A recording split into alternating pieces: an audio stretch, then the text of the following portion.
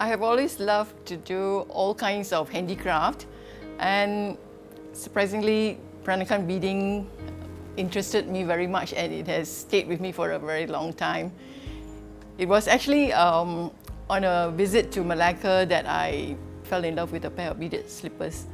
Way back in the 1990s, the early 1990s, when I wanted to learn, there was no one holding classes like what I'm doing now. So I had to ask around the old nonyas who used to bead. Some of them have given up or forgotten. But I managed to find my friend's mother to teach me. Now this old nonya, she has been beading since the age of 13 years old.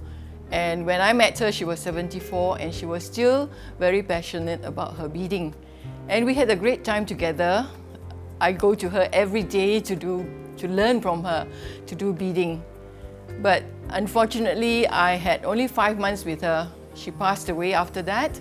And from then on, I ventured on my own. I collect old shoes, unpick them, study them. And that was how I experimented with other methods of beading as well. I think if a person is interested in art or handicrafts, that is the first hurdle that he or she has crossed. The other important aspect is that the person must be patient, lots of patience, and be passionate about the work. Because beading is not something that you can do in a hurried way.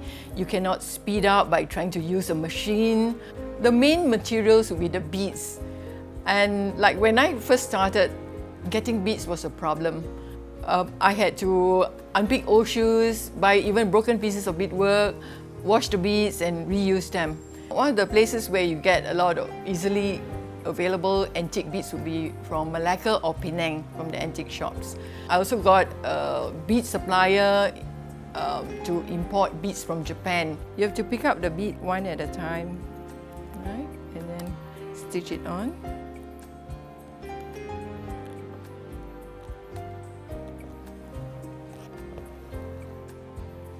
So the beads are very secure because you actually anchor it with a thread.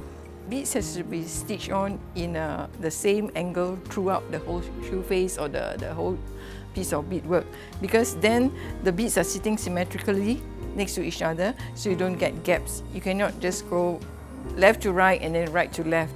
It has to be, in the same angle. Angle meaning that from the bottom left, you go to the top right on the diagonal.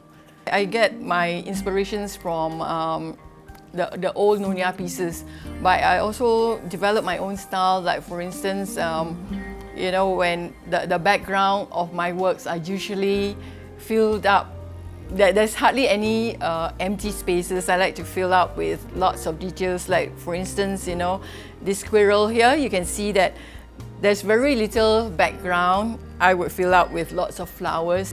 My signature work is something that I'm working on. I call it my masterpiece. I'm trying to do sort of a sanctuary with all the phoenixes. They would commission things like a special pair of beaded slippers, or even they would see like a piece of my work that is not to be completed and they say, I want that piece of work when you complete it. So there are people who are very much into the arts. For most of the customers who would buy the ladies, especially like beaded shoes to wear, they usually would go for designs that have flowers, the floral theme. And they also like to have designs which are, reproductions of the old beaded shoes. For instance, old beaded shoes, they would have also like flowers, butterflies or living creatures. And then the background would normally have patterns as well.